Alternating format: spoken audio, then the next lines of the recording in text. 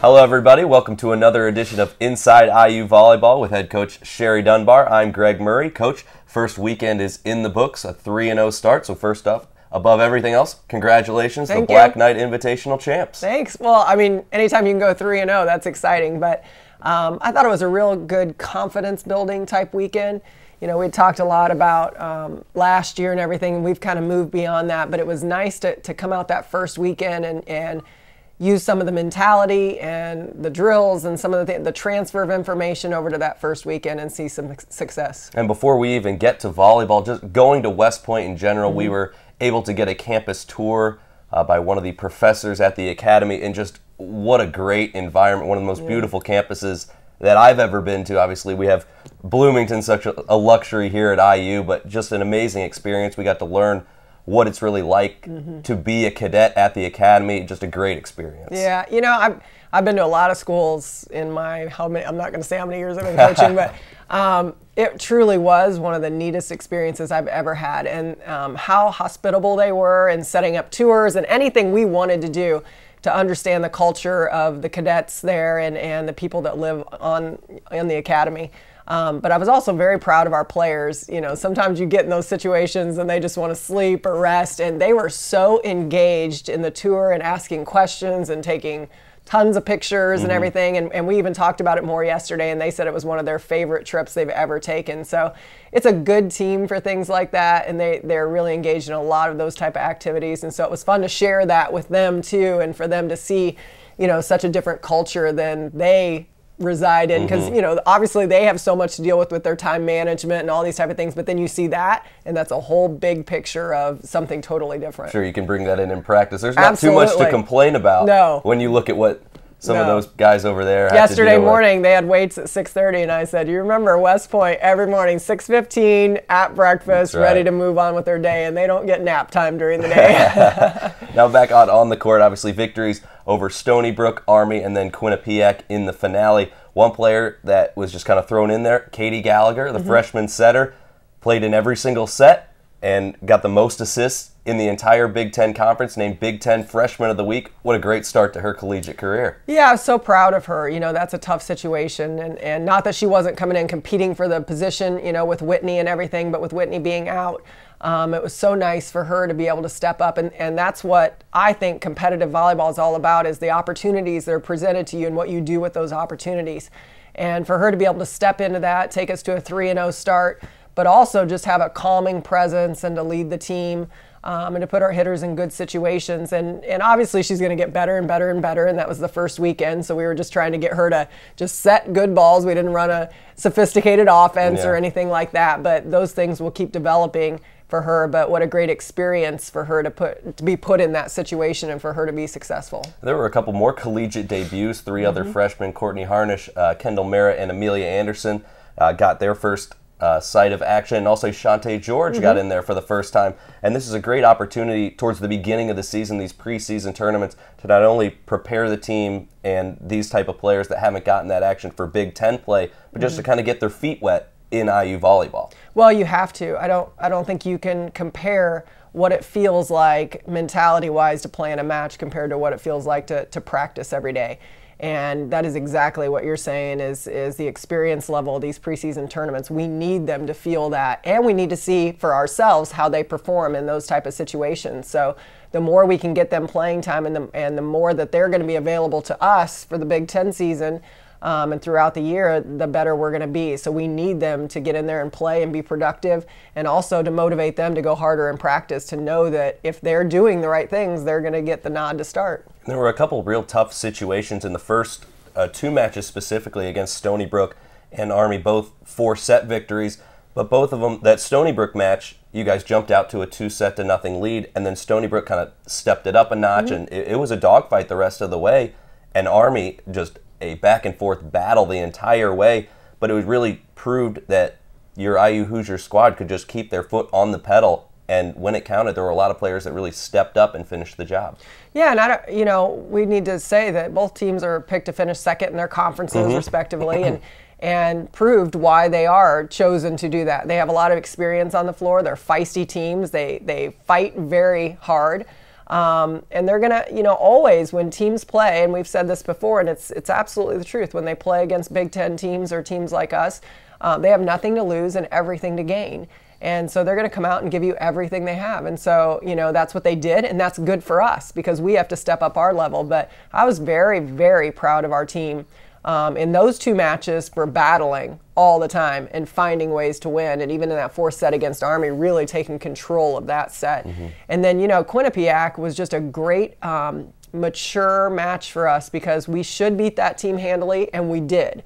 And sometimes we don't do that all the time. We come out and we kind of play to a level of whatever team it is, whether it's higher or lower, right, and not to just our level. And that match really proved to me that they can understand that, and now we have to do it consistently, but they came out and just said, okay, we're going to make a statement.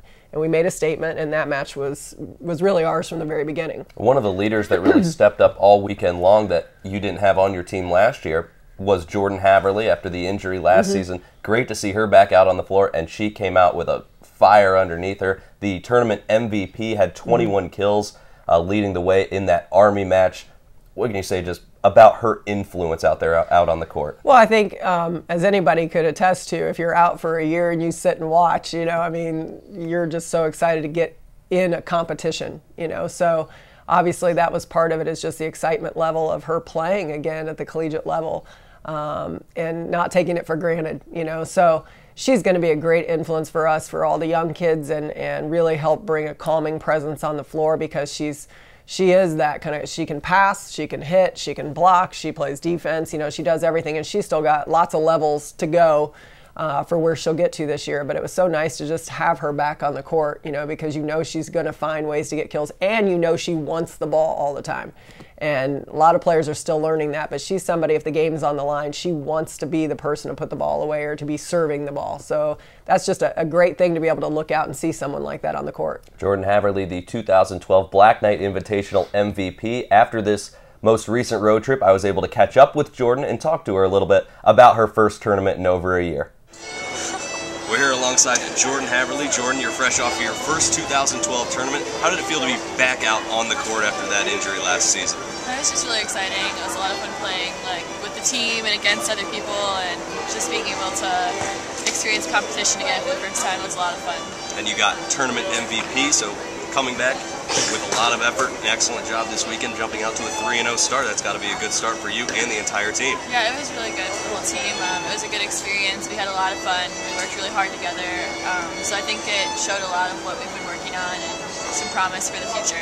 Now, the last time that you were on the court was back in 2010, a team that went to the Sweet 16. What kind of similarities did you see from that 2010 team to this 2012 team?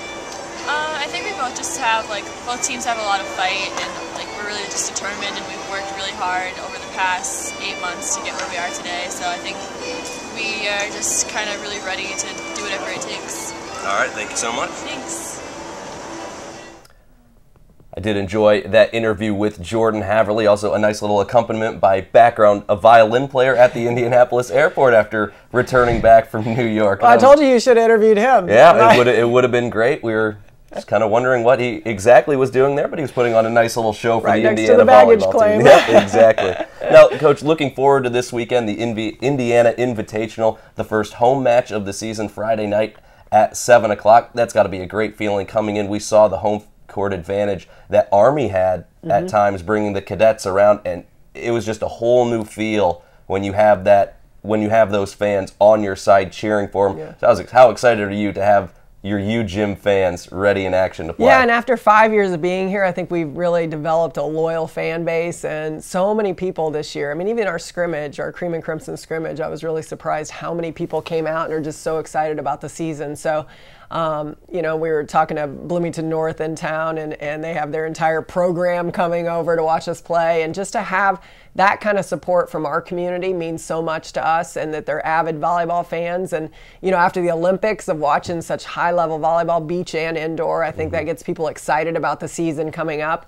and just the Big Ten Conference, which is the best in the country. You know, to come out and watch the highest level of athletes play all the time is fantastic for the community, for us, for everybody involved. So, yeah, it's great to be home. It's great for the kids to be able to sleep in their own beds and do that type of thing, because that's very important as we kind of start the school year and they can kind of get on track with all their academics, as well as just be ready to go and compete at the highest level in a very good tournament. Yeah, the first match is Friday night at 7 o'clock. You can see that on BigTenNetwork.com. It's against Cleveland State, a team that defeated the Hoosiers a season ago. Is this any sort of vengeance that you want to come out, or is it just a good match that you want to start off the tournament right? Obviously, a tournament with Cleveland State, Bowling Green, and Georgia Tech, along with IU. I think all three teams are very competitive. Cleveland State and Georgia Tech are both 3-0 coming into the tournament. Bowling Green is always very feisty and has a new coach and everything. So I think it's just great quality competition all the way around for all of us to have and to prepare for the next part of our season. So we're happy it's at home. And we're happy we have some really good quality competition to see, you know, what we're transferring over from practice and even building on from last weekend. And I think every weekend you want that is to have a little bit better to prepare us when we get into Big Ten season. Now, the second two matches on Saturday, also the same day as the opening football game against Indiana State here at Memorial Stadium on campus. What can you do to kind of sway the IU volleyball fans to come out to you, Jim, to that finale? All I say, if it's raining outside, you know, we're going to have good weather indoors. So you can always count on that. We hope, if the air conditioning stays working. But, you know, it's just a great collegiate weekend. Men's soccer playing at home, and field hockey's on Friday, and then obviously the opener against Indiana State for football. So, you know, I think it's a great time for Bloomington just to be able to go out and see what all these teams have been doing in the offseason and come out and cheer for their favorite teams and hopefully bounce around from matches to games to the football and everything, you know, and I think it'll be a lot of fun for our fans. All right, well, Coach, congratulations on an excellent start and good luck this weekend. Thank you.